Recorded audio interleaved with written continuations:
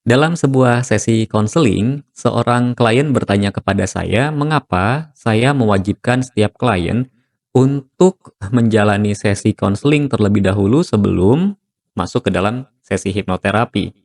Tentunya pertanyaan ini bukan tanpa alasan ya. Klien ini beranggapan bahwa ketika seseorang berada dalam kondisi hipnosis, maka segalanya akan terungkap. Lalu saya menjelaskan bahwa saya membutuhkan kejelasan atau saya membutuhkan clarity sebelum saya bisa membantu menggunakan hipnoterapi. Lalu muncul sebuah pertanyaan, apabila proses hipnoterapi itu nantinya bisa membongkar akar masalah yang dialami oleh klien, lalu untuk apa dibutuhkan kejelasan di awal? Nah, untuk itu saya akan membahasnya di dalam perjumpaan kita kali ini.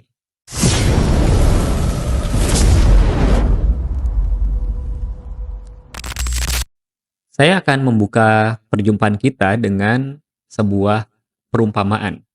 Bayangkan teman-teman ingin melakukan perjalanan, lalu teman-teman sudah keluar dari rumah, mungkin sudah berkendara. Nah, tetapi sekian lama teman-teman berkendara, teman-teman belum mengetahui atau belum jelas akan tujuan teman-teman. Teman-teman masih bingung mau kemana ini gitu ya. Apa yang kira-kira akan terjadi? Apakah teman-teman akan bisa sampai ke tujuan? Ya tentu tidak. Maka yang terjadi adalah teman-teman bisa jadi hanya berputar-putar di jalan, tidak jelas, menghabiskan banyak waktu, menghabiskan biaya, ya dan tidak sampai kemana-mana. Kenapa?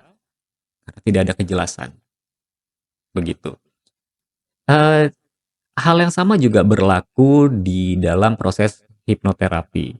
Ya anggap saja begini, anggap saja ketika seseorang, menjalani proses hipnoterapi, itu sama artinya dia sedang melakukan perjalanan ke dalam pikirannya sendiri. Nah, maka dibutuhkan kejelasan agar dia tahu, di bagian mana nih dia perlu memberikan atensi, atau di bagian pikiran mana yang dibutuhkan, sebuah penyesuaian. Nah, tanpa adanya kejelasan, ya klien juga akan mengalami kebingungan gitu. Apa sih yang akan saya lakukan dan ya kenapa saya harus melakukan hal ini? Nah, kenapa bisa terjadi? Bukankah semua klien yang datang ke praktek hipnoterapi itu pasti sudah tahu masalahnya apa? Nah, di sini teman-teman ya, dari pengalaman saya selama ini, kebanyakan klien yang datang ke tempat praktek saya itu sudah membawa label atas gejala dari permasalahan yang sedang dialami. Jadi kita bisa lihat tuh ada berapa level di situ ya, label dari gejala terhadap permasalahan yang sedang dialami. Kok begitu ya? Jadi begini, eee, antara permasalahan dengan gejala itu kan 2 hal yang berbeda. Ini sama dengan pilek dengan demam.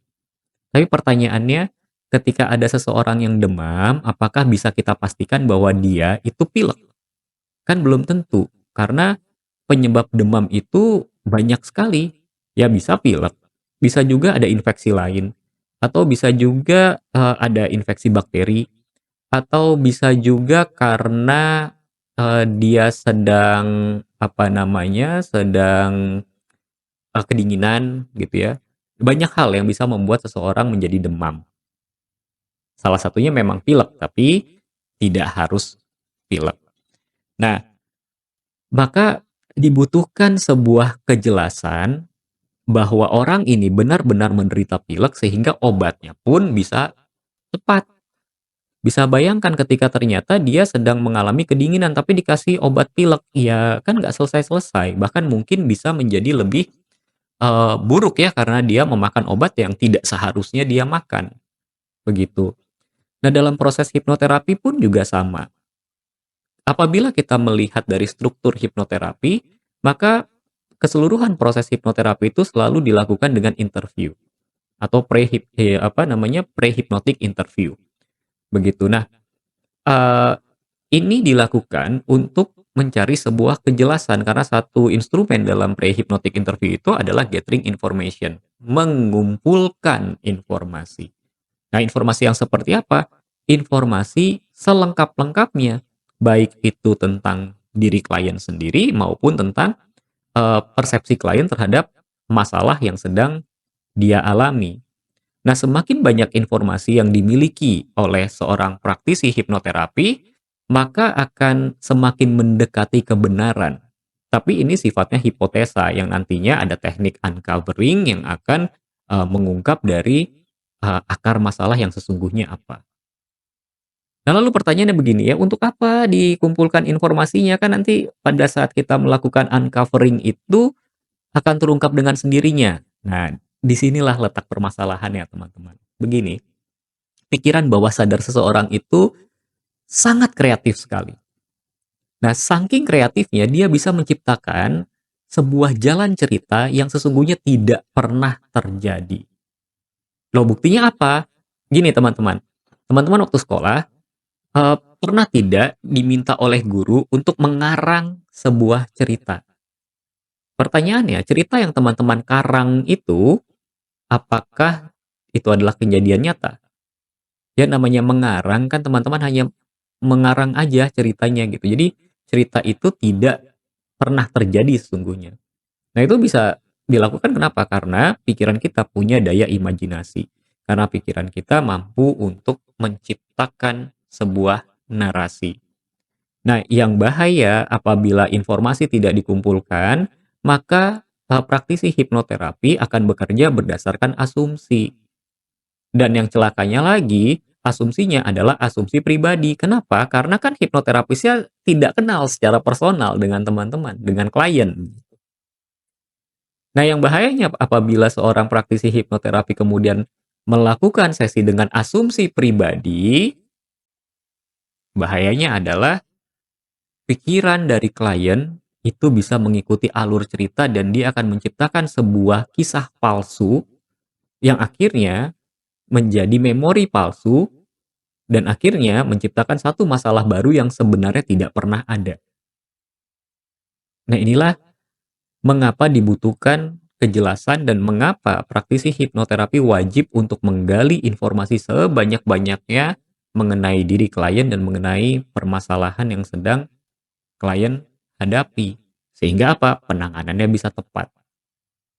Nah, pada saat penanganannya tepat, maka jumlah sesi yang dibutuhkan oleh klien pun bisa diminimalisasi gitu. Bisa tidak perlu terlalu banyak sesinya gitu. Nah, kebanyakan sesi yang panjang-panjang ini hipnoterapi ya, saya tidak berbicara dalam konteks coaching tentunya. Nah, banyak kejadian di mana hipnoterapi membutuhkan begitu banyak sesi, kenapa? Karena diawali tidak dengan clarity. Jadi diawali dengan begitu klien datang, udah langsung proses terapi dilakukan. Nah, ini yang bisa menjadi bahaya. Nah, maka kita membutuhkan kejelasan. Apakah kejelasan itu hanya untuk praktisi hipnoterapinya saja? Ya tidak, kejelasan itu juga berlaku untuk klien. Mengapa? Karena salah satu kejelasan yang perlu kita dapati itu adalah harapan klien setelah proses hipnoterapi dilakukan itu apa? Klien itu inginnya hidupnya menjadi seperti apa setelah proses hipnoterapi itu dilakukan. Nah, ini bisa kita gunakan sebagai parameter keberhasilan.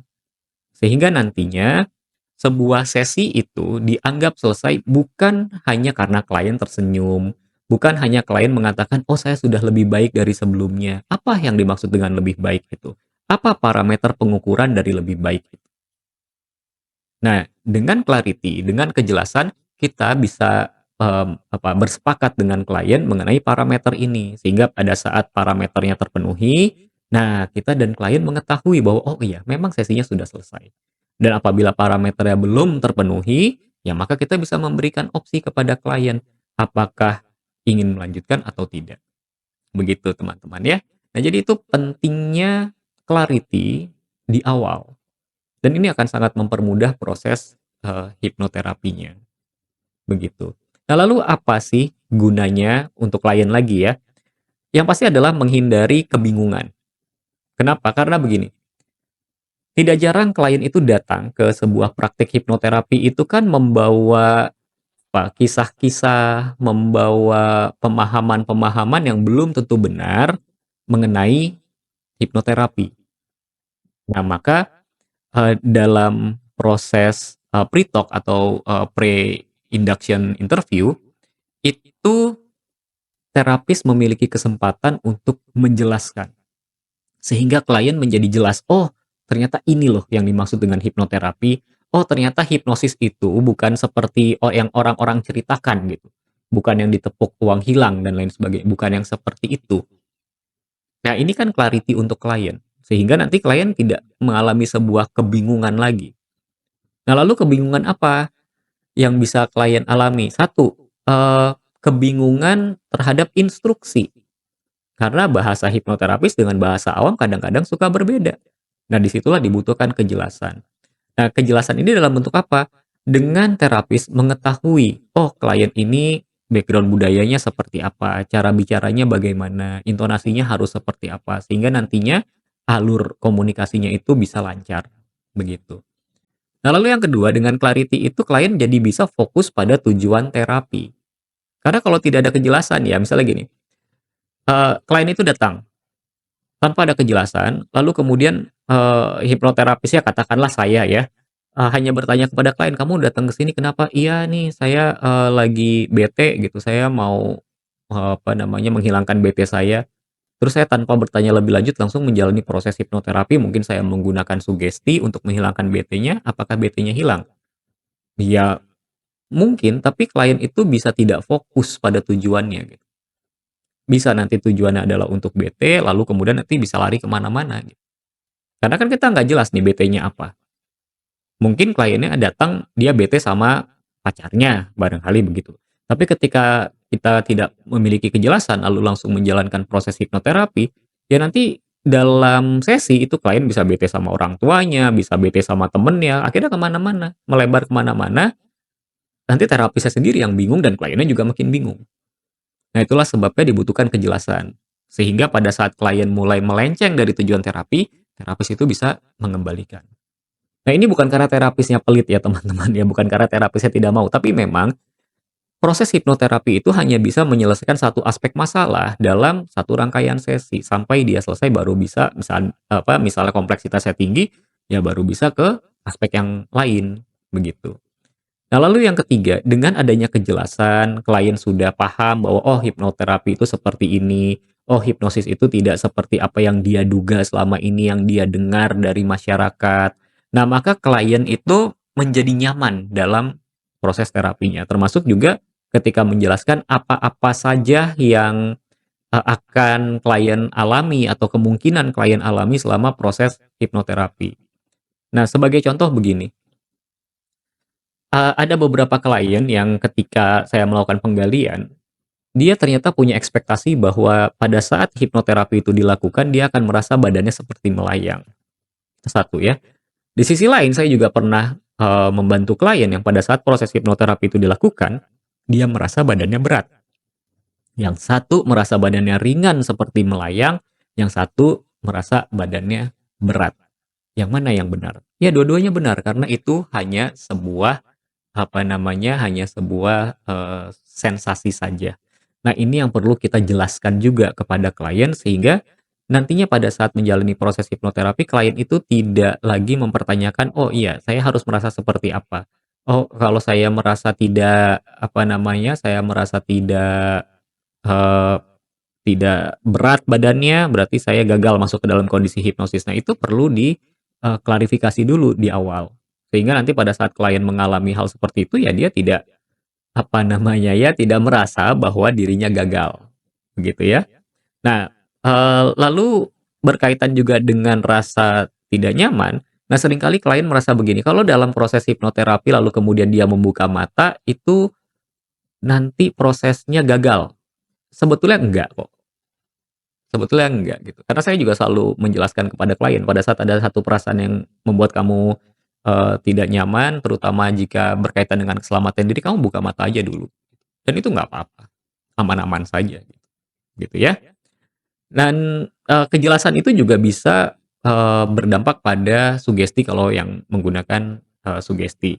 Nah, atau yang menggunakan misalnya analisa, itu juga bisa mempertajam proses analisanya dengan kejelasan di awal, begitu. Nah, itulah kenapa saya selalu menekankan proses konseling sebelum membantu klien menggunakan hipnoterapi. Nah, tapi apakah kejelasan ini hanya dibutuhkan dalam proses hipnoterapi saja? Ternyata enggak, teman-teman. Jadi kejelasan itu justru kita butuhkan juga di dalam kehidupan. Loh, apa maksudnya? Begini, kita pasti akan sepakat ya, saya yakin teman-teman juga akan sepakat dengan saya bahwa, sepanjang kita hidup, kita tidak akan pernah lepas dari pengambilan keputusan. Bahkan, ada yang mengatakan bahwa kualitas kehidupan kita ditentukan dari keputusan yang kita ambil. Nah, sekarang bayangkan apabila kita mengambil keputusan dengan data yang tidak jelas, atau kita mengambil keputusan menggunakan asumsi. Betapa bahayanya, karena ini bisa berdampak pada kualitas hidup kita. Luar biasa bahayanya, kalau kita mengambil keputusan tapi nggak punya data, atau datanya nggak jelas. Gitu ya, itu yang paling real dalam kehidupan nyata, bahwa clarity itu kita butuhkan. Nah, lalu yang kedua apa? Yang kedua begini, dalam kehidupan kita juga tidak bisa memungkiri potensi terjadinya konflik. Misal, kita punya teman, katakanlah temannya namanya si A. Lalu si A ini datang kepada kita dan bercerita, kamu tahu nggak, si B itu ngomong begini, begini, begini, begini, begini tentang kamu. Nah, kalau kita tidak clarity, kita tidak punya kejelasan, atau kita tidak mau bertanya sehingga segala sesuatunya menjadi jelas, dalam bahasa ini mungkin disebut dengan klarifikasi, ya maka kita bisa saja termakan omongan. Nah, ini juga berlaku untuk yang hoax-hoax itu, untuk berita-berita hoax. Kenapa masyarakat kita itu banyak kemudian percaya dengan berita hoax? Sederhana, karena tidak ada clarity. Begitu ya. Nah, itu adalah contoh bahwa clarity itu ternyata dibutuhkan di setiap aspek kehidupan. Jadi bukan hanya perkara dalam proses hipnoterapi saja atau dalam proses konseling saja, tidak. Tapi dalam setiap aspek kehidupan kita, kita butuh kejelasan. Sama seperti tadi ya, bahkan ketika kita mau melakukan sebuah perjalanan, kita hanya sekedar mau jalan-jalan, kita mau refreshing, kita pun juga butuh clarity. Begitu ya. Nah, teman-teman, maka saya hanya sekedar mengajak, ayo kita mulai menunda dulu segala respon dan kita kumpulkan dulu datanya. Sehingga segalanya menjadi jelas, dan dengan kejelasan itu kita bisa mengambil sebuah keputusan yang tepat, dan dengan keputusan yang tepat kita bisa mengubah kehidupan kita menjadi lebih baik. Nah, mungkin itu yang bisa saya sampaikan dalam perjumpaan di kali ini. Terima kasih banyak teman-teman sudah berkenan untuk menyaksikan sampai selesai, dan tentunya saya tidak pernah berhenti mendoakan agar teman-teman selalu berada dalam kondisi yang sehat, bahagia, dan sejahtera di berbagai aspek kehidupan. Kita akan jumpa lagi di perjumpaan yang berikutnya. Sekali lagi terima kasih.